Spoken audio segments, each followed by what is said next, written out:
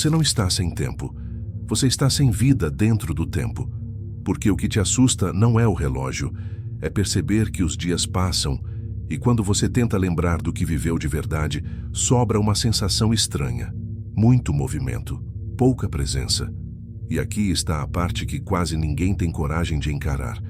A vida não é curta só porque o tempo voa. Ela parece curta quando você vive como se fosse imortal, adiando tudo que é essencial para um depois que nunca chega. Eu vou te conduzir por um caminho que não é autoajuda e não é produtividade. É um mergulho filosófico e existencial, com base em dois autores que enfrentaram essa pergunta com brutal honestidade: Sêneca, em Sobre a Brevidade da Vida, e Marco Aurélio, em Meditações. Eles não escreveram para motivar, eles escreveram para acordar. E eu te faço uma pergunta, simples, mas perigosa. Se você tivesse certeza de que sua vida é finita, o que você pararia de tolerar a partir de hoje? Fica comigo até o final, porque a recompensa é muito clara. Você vai sair com uma lente rara, uma forma de reconhecer em minutos onde exatamente você está perdendo sua vida e como recuperar presença sem fugir do real. Se isso já te pegou, comenta agora. Eu quero viver acordado. E para entender por que isso dói tanto, a gente precisa começar pelo básico: o que o tempo realmente é na sua mente.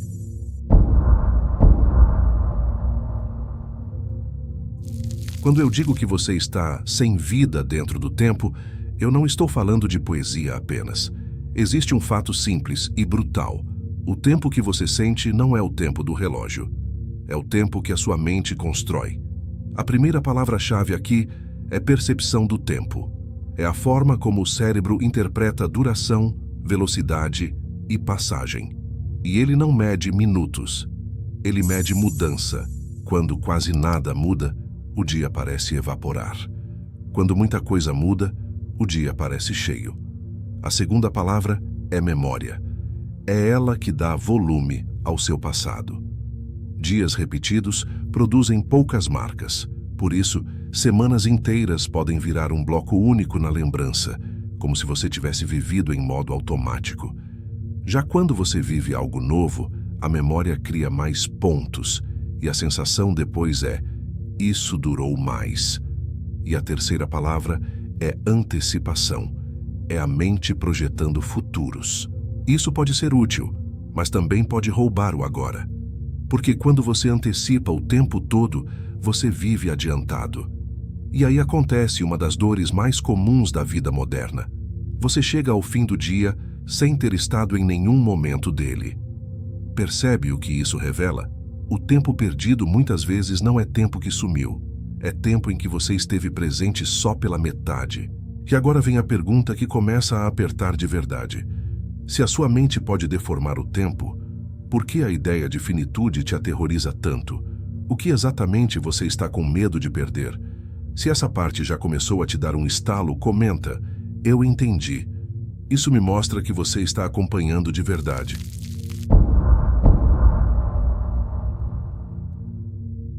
Agora a gente entra no ponto que muita gente evita, porque ele não é confortável.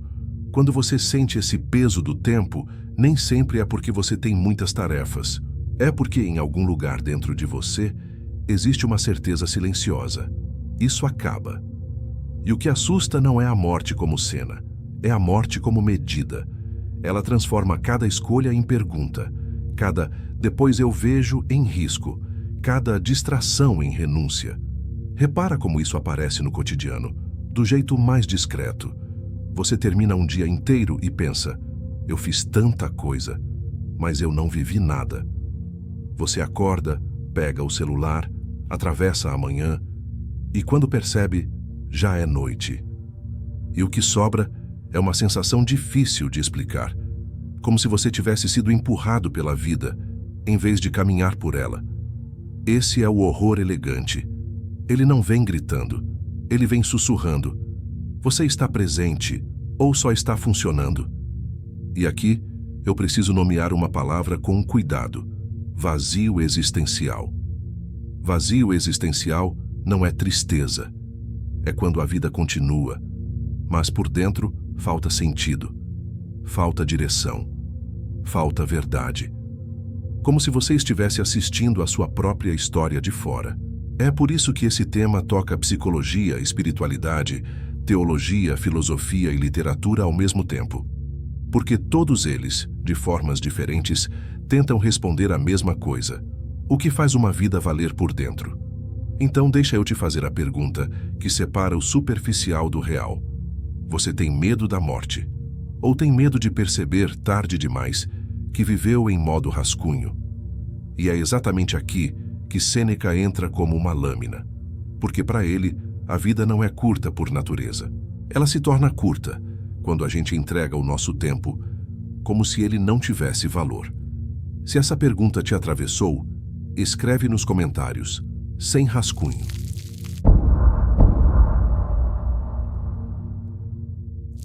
Sêneca começa sobre a brevidade da vida com uma ideia que deveria ser escrita na testa da nossa era. A vida parece curta quando é desperdiçada. E desperdiçar, para ele, não é só perder tempo com bobagens. É algo mais sutil e mais comum: entregar a própria existência para aquilo que não te pertence. Ele observa pessoas que vivem ocupadas, importantes, requisitadas e ainda assim vazias, porque elas trocam o que é mais raro: atenção, presença, consciência, por moedas falsas: aprovação, status, urgência, barulho. E aqui entra um conceito que eu preciso explicar na primeira vez: dissipação. Dissipação é quando a sua vida se espalha em 1000 pedaços e você não está inteiro em nenhum. Você começa uma coisa pensando em outra. Você termina o dia com a sensação de que foi usado, não de que viveu. Nas cartas a Lucílio, Sêneca insiste numa disciplina interna: vigiar o que sequestra sua alma. E ele fala como se estivesse descrevendo o nosso presente, mesmo tendo vivido há quase 2000 anos. O problema não é falta de tempo, é falta de domínio sobre o próprio tempo. Agora traz isso para o seu cotidiano, sem fantasia. Você abre o celular só 1 minuto. Quando volta, não sabe nem o que procurava. E o que doeu não foi o tempo que passou, foi o fato de você ter sumido ali dentro. Você diz: quando eu tiver mais tempo, eu começo. Começo a viver melhor. Começo a mudar. Começo a criar. Começo a amar direito. E Sêneca diria: esse depois é o jeito mais elegante de desperdiçar a vida inteira. Porque a grande armadilha do tempo não é ele ser curto, é ele ser invisível enquanto escorre. E agora eu te puxo para uma pergunta que ele deixaria no ar, sem te consolar. Quem está decidindo o que você faz com a sua vida, você ou as forças que te distraem? Percebe por que isso não é produtividade? É ética do existir. É olhar para o tempo como aquilo que ele realmente é, a substância da sua vida. E se Sêneca é a lâmina que corta a ilusão, Marco Aurélio é a prática que te devolve ao único lugar onde você pode viver de verdade: o agora. Não como frase bonita, mas como disciplina. Se esse capítulo te acertou, comenta: meu tempo é minha vida. E fica até o final, porque a nossa recompensa vai ficar ainda mais clara quando encaixarmos isso na lente de meditações.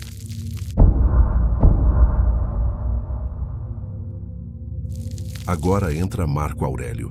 E aqui, a conversa muda de temperatura. Porque em Meditações, ele não escreve como um professor falando para alunos. Ele escreve como um homem tentando não se perder dentro do próprio poder, do cansaço, das perdas, do caos do mundo. É um diário de combate interior, e é por isso que ele tem autoridade. Não é teoria, é prática escrita no calor da vida. Antes de seguir, deixa eu explicar o termo na primeira aparição: estoicismo. Estoicismo não é virar pedra, não é não sentir. É uma filosofia prática sobre domínio interno. Reconhecer o que você controla, seus julgamentos, suas escolhas, suas ações, e o que você não controla, o mundo, a opinião alheia, o acaso. E principalmente, é aprender a viver o instante real, não o instante imaginado. Marco Aurélio insiste em algo que parece simples, mas muda tudo. O passado não está aqui. O futuro não está aqui. O único lugar onde a vida acontece é este ato, agora. Só que ele não fala isso para te acalmar. Ele fala isso para te responsabilizar. Pensa num exemplo cotidiano. Você está numa conversa, mas sua mente está escrevendo respostas, defendendo imagem, prevendo rejeição. Você está num almoço, mas sua cabeça está no que falta, no que poderia dar errado, no que os outros vão pensar. Você está vivo, mas vive como se fosse um visitante do próprio corpo. E então, o tempo pesa.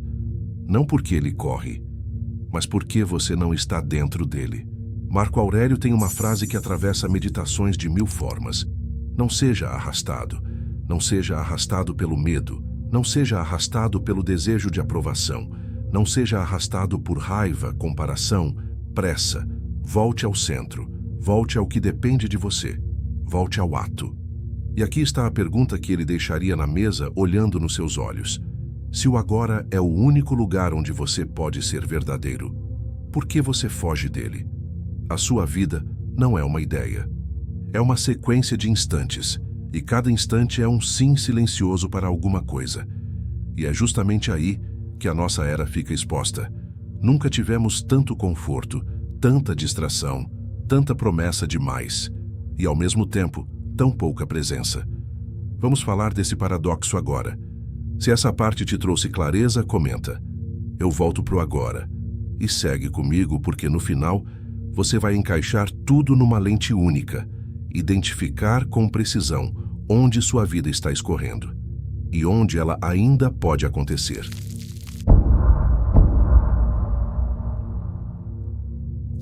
Agora, junta Sêneca e Marco Aurélio e olha para o nosso tempo com honestidade.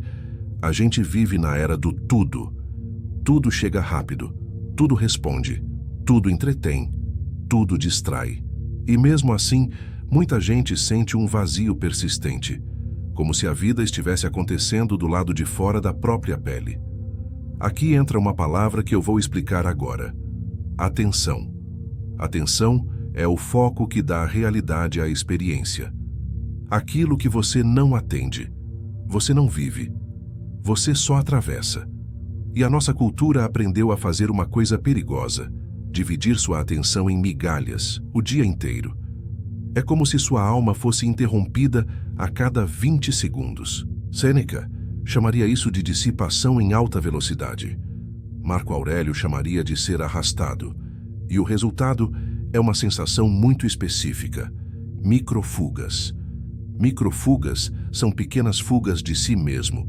Você abre algo para não sentir, você conversa pela metade, você trabalha cansado e descansa culpado. Você está sempre quase presente. Repara como isso destrói o tempo sem você perceber. O corpo está aqui, mas a mente está correndo. E quando você finalmente para, dá medo do silêncio, porque o silêncio revela o que você vinha evitando. E aqui vai uma pergunta que parece simples, mas é um raio-x.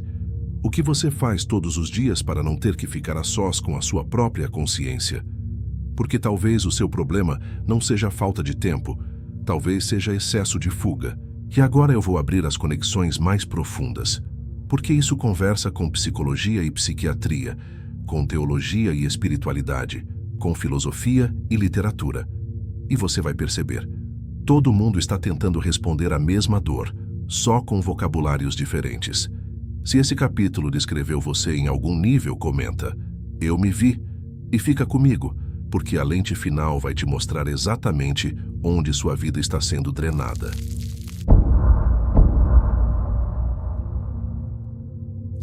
Agora eu quero te mostrar uma coisa poderosa.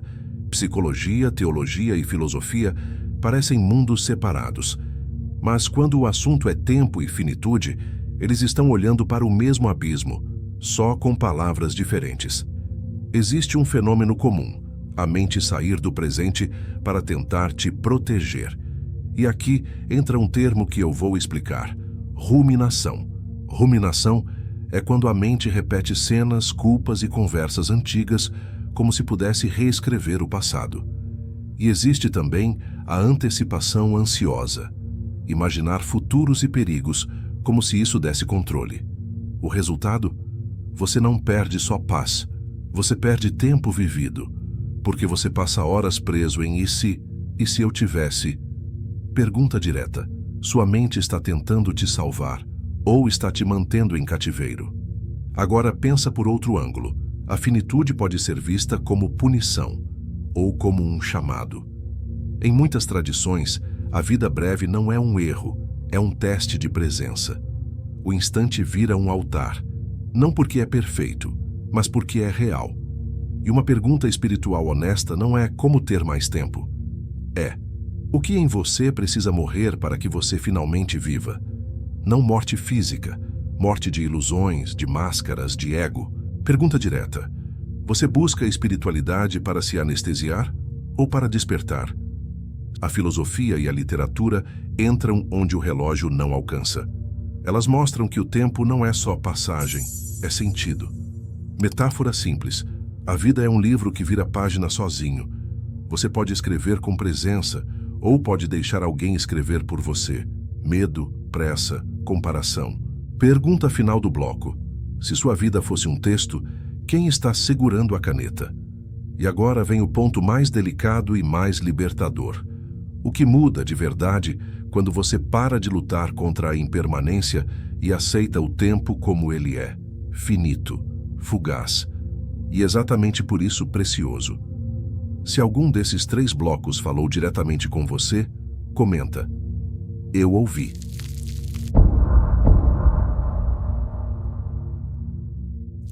Agora vem a virada que quase todo mundo tenta evitar.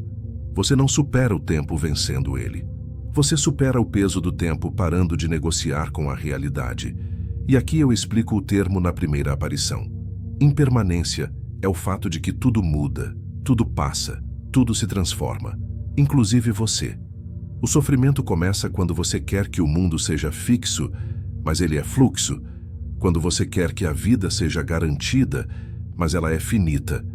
Sêneca diria que parte da dor vem de tratar o tempo como se fosse infinito.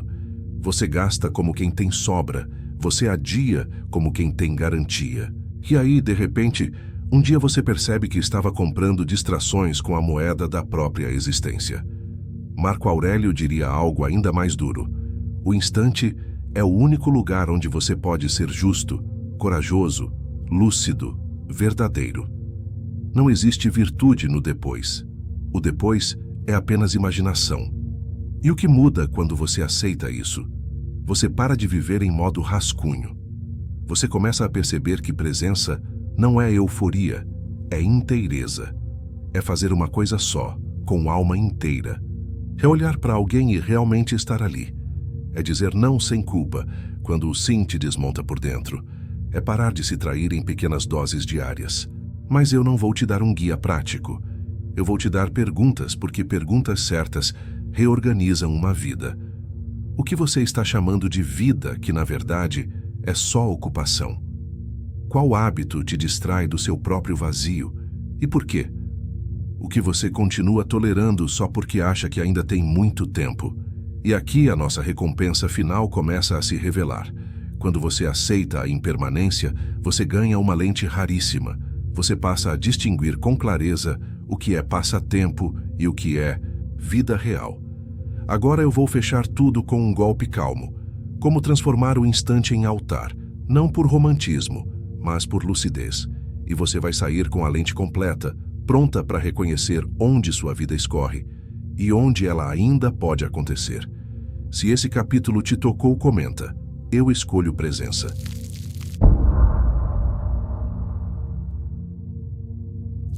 Então aqui está a síntese, sem enfeite. O tempo não é só uma linha. Ele é a substância da sua vida. E por isso ele pesa, porque cada dia é um voto silencioso sobre quem você está se tornando. Sêneca, em Sobre a Brevidade da Vida, te dá o aviso. A vida não some de uma vez.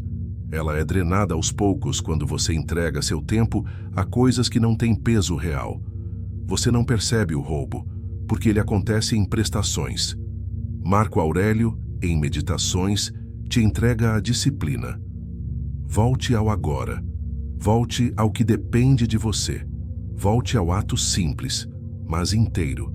Porque o depois não é um lugar, É uma promessa que a mente usa para te manter adormecido. E aqui está a recompensa que eu te prometi, a lente rara.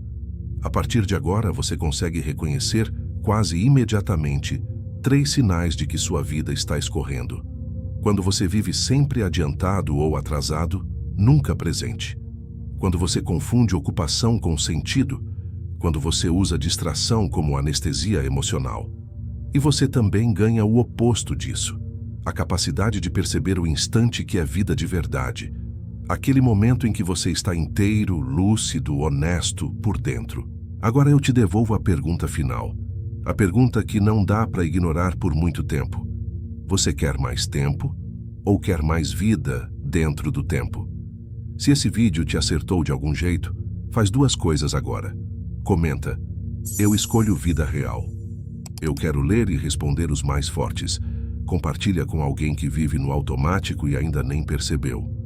Porque no fim, a tragédia não é o tempo passar.